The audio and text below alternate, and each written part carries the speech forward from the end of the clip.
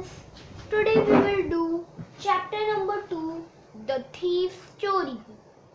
So let's start.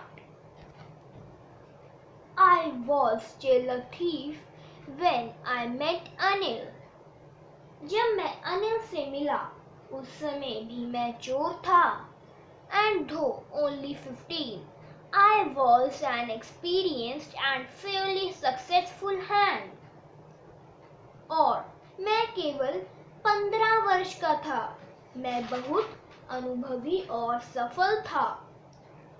Anil was watching a wrestling match when I approached him.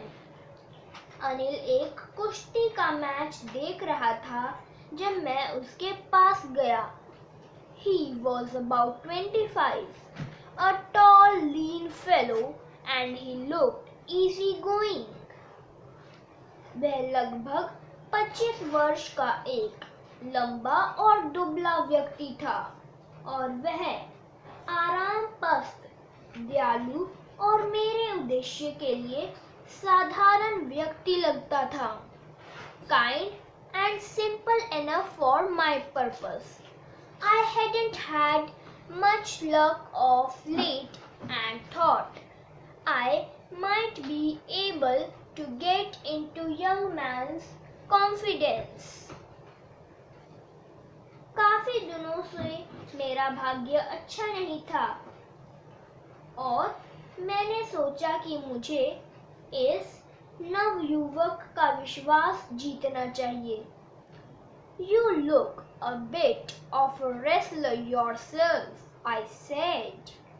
A little flattery helps in making friends. आप स्वयं भी कुछ पहलवान से लगते हो, मैंने कहा. थोड़ी सी चापलूसी मित्र बनाने में सहायता करती है. So, do you? He replied, which put me off for a moment because at that time I was rather thin. तुम भी वैसे ही लगते हो, उसने उत्तर दिया. इससे मैं थोड़ा सा डर गया क्योंकि उस समय मैं दुबला पतला था. Well, I said modestly, I do wrestle a bit. अच्छा, मैंने विनीत भाव से उत्तर दिया. मैं भी थोड़ा बहुत कुश्ती लड़ लेता हूँ. What's your name? तुम्हारा नाम क्या है? Hari Singh. I lied. I took a new name every month. Hari Singh. मैंने झूठ बोल दिया. मैं हर महीने एक नया नाम रख लेता था. That kept me ahead of the police and my former employers. जो मुझे पुलिस और पहले नियोक्ताओं की पकड़ से दूर रखता था. After this introduction, Anil talked about the well-oiled wrestlers who were grunting, lifting and throwing each other about. इस परिचय के पश्चात अनिल ने तेल लगाए हुए पहलवानों के बारे में बातें की जो कि चिंघाड़ रहे थे और एक दूसरे को उठा कर पटक रहे थे. I didn't have much to say. Anil walked away. I followed casually. मेरे पास कहने के लिए अधिक कुछ नहीं था. अनिल चला गया और मैं भी बिना उद्देश्य के उसके पीछे चल दिया. Hello again, he said. I gave him my most appealing smile. I want to work for you, I said. But I can't pay you. उसने पुनः कहा, Hello.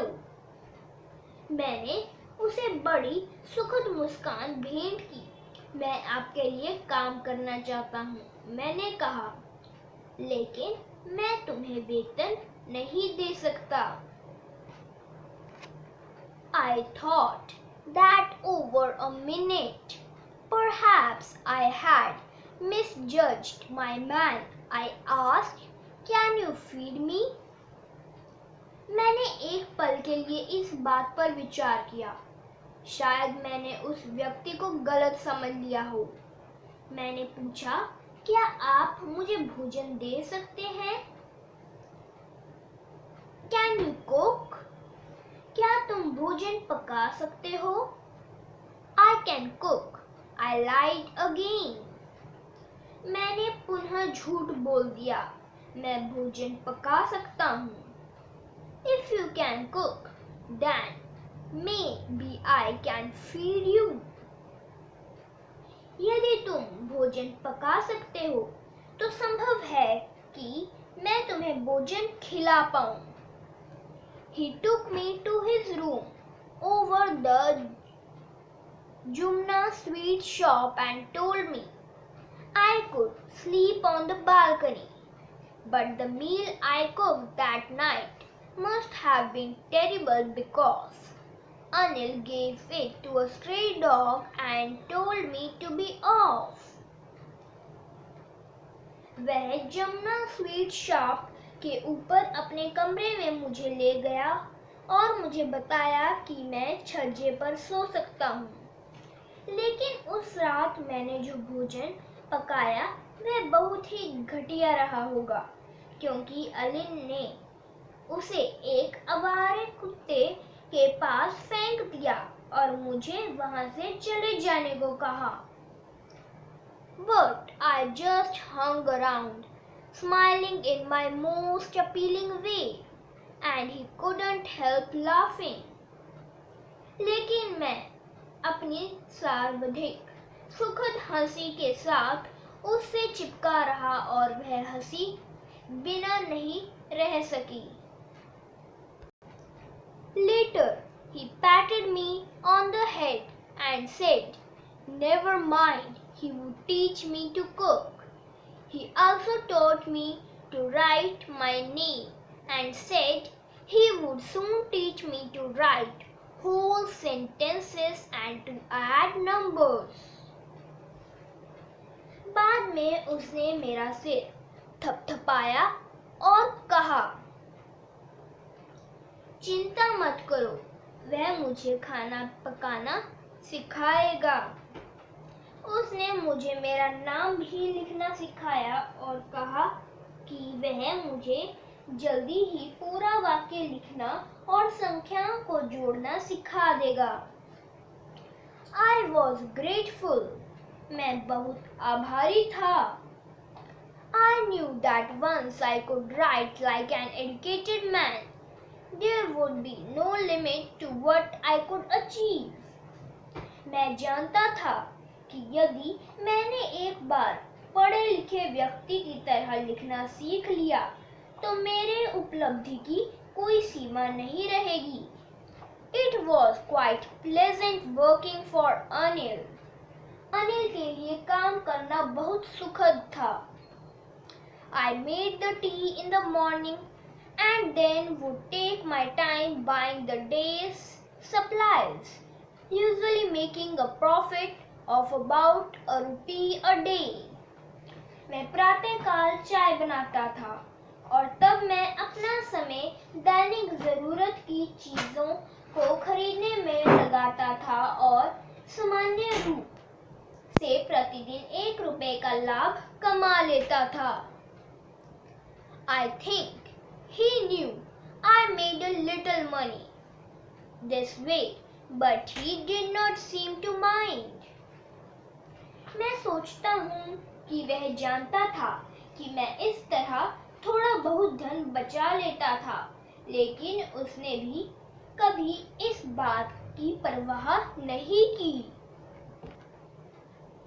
Anil made money by fits and starts. He would borrow one week, lend the next. Anil की आमदनी नियमित नहीं थी।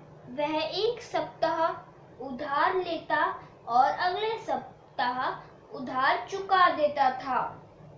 He kept worrying about his next check, but as soon as it arrived, he would go out and celebrate. It seems he wrote for magazines, a queer way to make a living. वह अपने अगले check के बारे में चिंतित रहता था, लेकिन जैसे ही चेक आता वह जश्न मनाने के लिए बाहर चला जाता।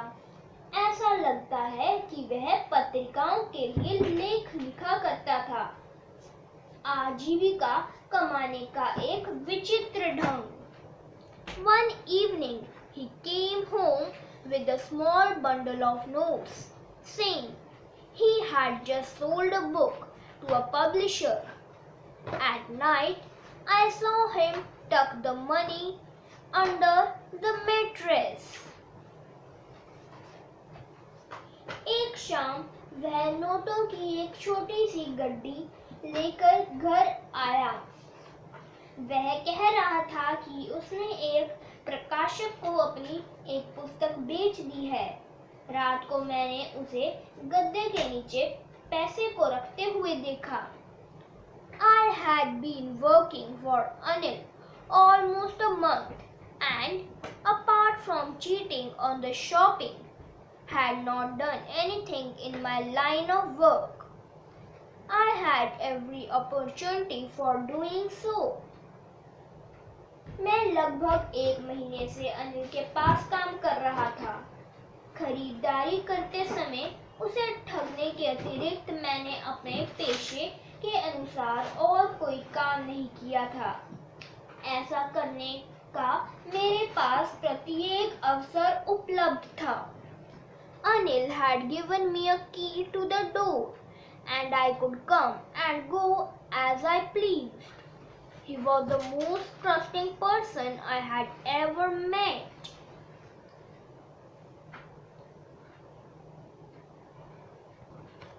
अनिल ने मुझे दरवाजे की चाबी दी हुई थी और मैं अपनी इच्छा के अनुसार कमरे में आ जा सकता था। वह सर्वाधिक विश्वसनीय व्यक्ति था जो मुझे कभी नहीं मिला था। And that is why it was so difficult to rob him. It's easy to rob a greedy man because he can afford to be robbed. But it's difficult to rob a careless man. Sometimes he doesn't even notice he's been robbed, and that takes all the pleasure out of the work. और इसी कारण से उसे ठगना बहुत कठिन था।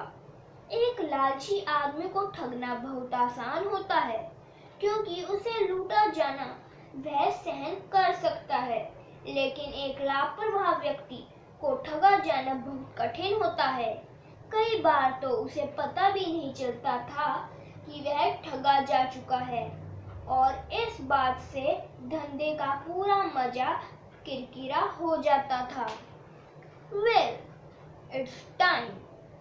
I did some real work. I told myself, I am out of practice. ठीक है, यही समय है कि जब मैं कुछ वास्तविक कार्य करूं। मैंने अपने आप को बताया, अब तो मुझे चोरी करने का अभ्यास भी नहीं रहा है। And if I don't take the money, he will only waste it on his friends. After all, he doesn't even pay me. और यदि मैं यह धन नहीं चुराता हूँ, वह इसे अपने मित्रों पर व्यर्थ में खर्च कर देगा। आखिर वह मुझे भी तो वेतन नहीं देता था। Anil was asleep. अनिल सोया हुआ था। A beam of moonlight streaked over the balcony and fell on the bed. चंद्रमा के प्रकाश की किरण छज्जे से ऊपर छिटक कर बिस्तर पर पड़ रही थी। I sat up on the floor, considering the situation. स्थिति का जायजा लेते हुए मैं फर्श पर बैठ गया। If I took the money, I could catch the 10:30 express to Lucknow. यदि मैं पैसे ले लेता तो मैं 10:30 पर लखनऊ जाने वाली मेल गाड़ी पकड़ सकता था। Slipping out of the blanket, I crept up to the bed. Anil was sleeping peacefully. His face was clear and unlined.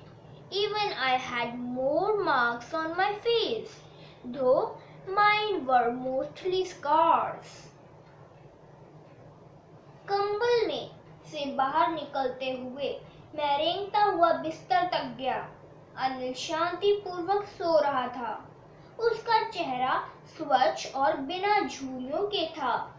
हालांकि मेरे चेहरे पर अधिक निशान थे, इनमें से अधिकतर निशान घावों के थे।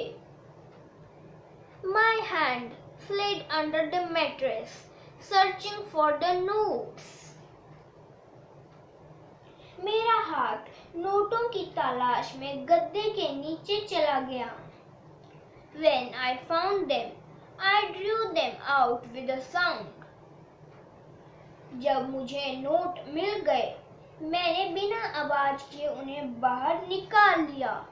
Anil sighed in his sleep and turned off his side towards me. I was startled and quickly crawled out of the room. Anil ने अपनी नींद में आह भरी और अपनी करवट मेरी ओर ले ली। मैं हैरान हो गया और जल्दी से पेट के बल रेंगते हुए कमरे से बाहर निकल गया। When I was on the road, I began to run. I had the notes at my waist, held there by the strings of my pajamas. जब मैं सड़क पर आ गया, मैंने दौड़ना आरंभ कर दिया। नोट मेरी कमर पर मेरे पाजामे के नाड़े के साथ बंधे हुए थे। मैंने अपनी गति धीमी की और सामान्य चाल से चलना लगा और नोटों को गिना। I shot down to a walk and counted the notes. 600 rupees in 50s. I could live like an oil-rich Arab for a week or two. 50 वाले नोटों में 600 रुपए थे। मैं 1 या 2 सप्ताह तक एक धनी तेल के अरब व्यापारी की तरह रह सकता था। When I reached the station, I did not stop at the ticket office, but dashed straight to the platform. जब मैं स्टेशन पर पहुंचा तो मैं टिकट घर के पास नहीं रुका, परंतु एकदम सीधे प्लेटफॉर्म पर पहुंच गया। The Lucknow Express was just moving out.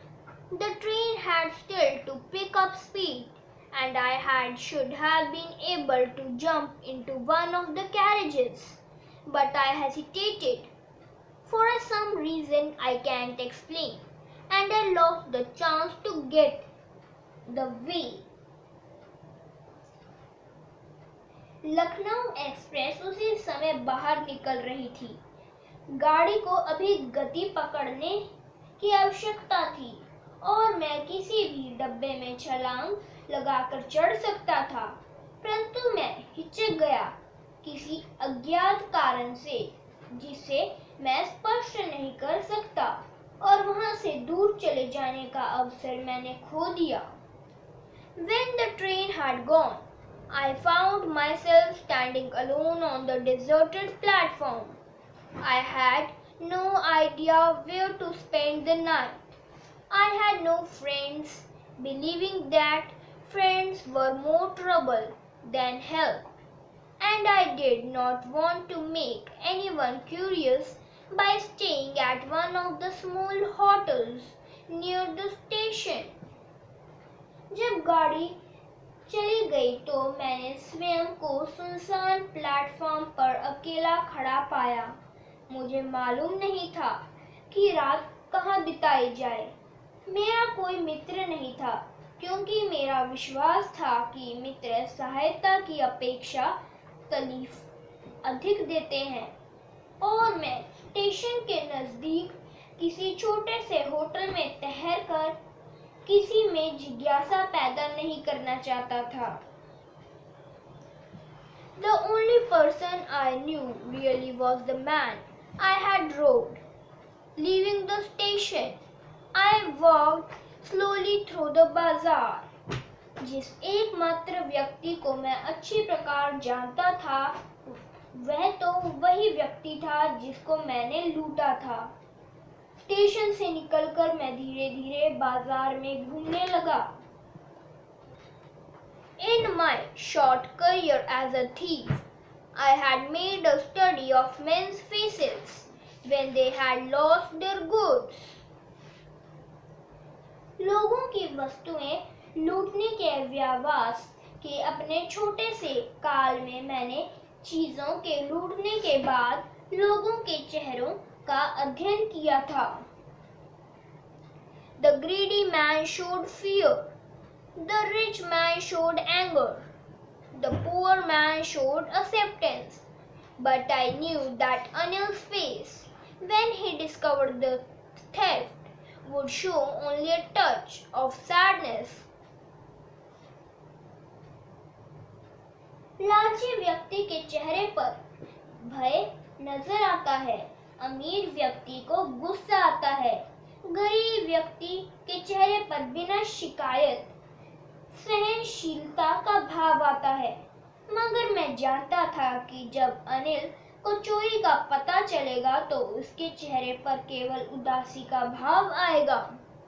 Not for the loss of money, but for the loss of trust. पैसे के नुकसान के कारण नहीं, बल्कि विश्वास के नुकसान के कारण। I found myself in the meadow and sat down on a bench. मैंने स्वयं को मैदान के बीच पाया और एक बेंच के ऊपर बैठ गया। The night was chilly. It was early November, and a light drizzle added to my discomfort. Soon it was raining quite heavily. My shirt and pajamas stuck to my skin, and a cold wind blew the rain across my face. रात ठंडी थी, लगभग नवंबर मास का शुरू का समय था और हल्की सी बूंदाबांदी ने मेरी परेशानी को बढ़ा दिया। शीघ्र ही जोर से वर्षा होनी शुरू हो गई। मेरी कमीज और पजामा मेरी त्वचा के साथ चिपक गए और एक ठंडी पवन वर्षा की बूंदों को मेरे चेहरे के ऊपर फेंक रही थी। I went back to the bazaar and sat down in the shelter of the clock tower. The clock showed midnight. I felt for the notes. They were damp from the rain. मैं वापस बाजार में चला गया और घंटे घर के नीचे बैठ गया। घड़ी में मध्य रात्रि का समय हो चुका था। मैंने नोटों को छुआ, वे वर्षा के कारण गीले हो गए थे। Anil's money in the morning. He would probably have given me 2 or 3 rupees to go to the cinema, but now I had it all. I couldn't cook his meals, run to the bazaar, or learn to write whole sentences anymore. Anil का धन, शायद सुबह होने पर वह मुझे cinema जाने के लिए 2 या 3 रुपए दे देता, लेकिन अब मेरे पास यह सारा धन है। मैं उसका भोजन नहीं पका सका, भागकर बाजार न जा सका और न ही पूरे वाक्य लिखना सीख सका। I had forgotten about them in the excitement of theft. Whole sentences I knew could one day bring me more than a few hundred rupees. चोरी का उत्तेजना में मैं इन चीज़ों के बारे में सब कुछ भूल चुका था। मैं जानता था कि पूरा वाक्य मुझे किसी दिन कुछ 100 रुपयों से अधिक धन ला सकते थे। चोरी करना बहुत ही आसान काम था और कई बार पकड़ा जाना भी इतना ही आसान होता था। It was a simple matter to steal, and sometimes just as simple to be caught. But to be really big man, a clever and respected man, was something else. I should go back to Anil, I told myself, if only to learn to read and write.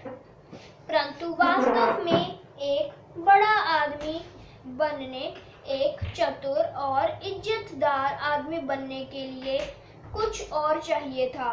मैंने अपने आप को बताया कि यदि मैं पढ़ना और लिखना सीखना चाहता हूँ तो मुझे अनिल के पास वापस लौट जाना चाहिए।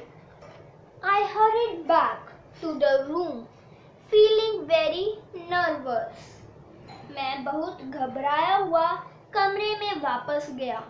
For it is much easier to steal something than to return it undetected. क्योंकि पैसा चुराना बहुत आसान है, मगर उसे चुपचाप वापस रखना और भी मुश्किल है।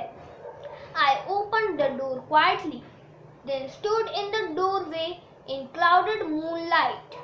Anil was still asleep. I crept to the head of the bed and my hand come up with the noose.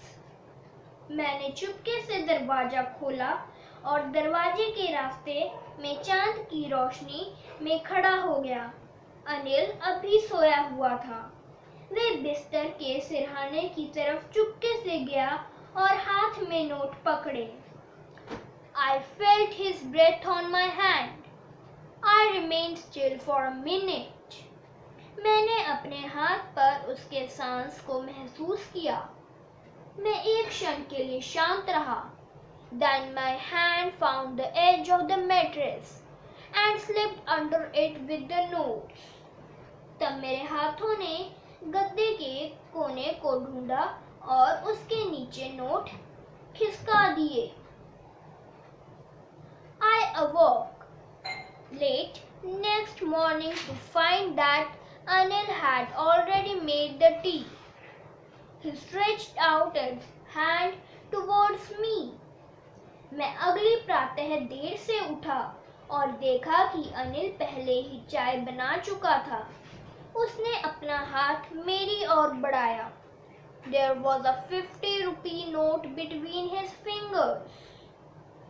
उसकी उंगलियों में 50 रुपए का एक नोट था।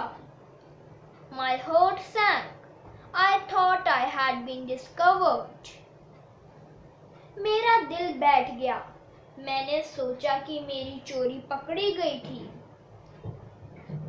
I made some money yesterday, he explained. Now you will be paid regularly. मैंने कल कुछ पैसा कमाया था, उसने समझाया। अब तुम्हें नियमित रूप से वेतन मिलेगा। My spirits rose, but when I took the note, I saw it was still wet from the night's rain. मेरा उत्साह बढ़ गया, लेकिन जब मैंने नोट लिया, मैंने देखा कि रात की वर्षा के कारण वह अभी भी गीला था। Today we will start writing sentences, he said. उसने कहा, आज हम वाक्य लिखना आरंभ करेंगे। He knew, वह जानता था, but neither his lips nor his eyes showed anything. लेकिन न तो उसके होंठों ने और न ही उसकी आंखों ने कुछ प्रकट होने दिया। I smiled at Anil in my most appealing way. मैं अपनी सबसे अधिक आकर्षक हंसी के साथ अनिल के ऊपर हंसा। And the smile came by itself without any effort. और बिना किसी प्रयास के मुस्कुराहट प्रकट हो गई। This story is written by Ruskin Bond. Thank you.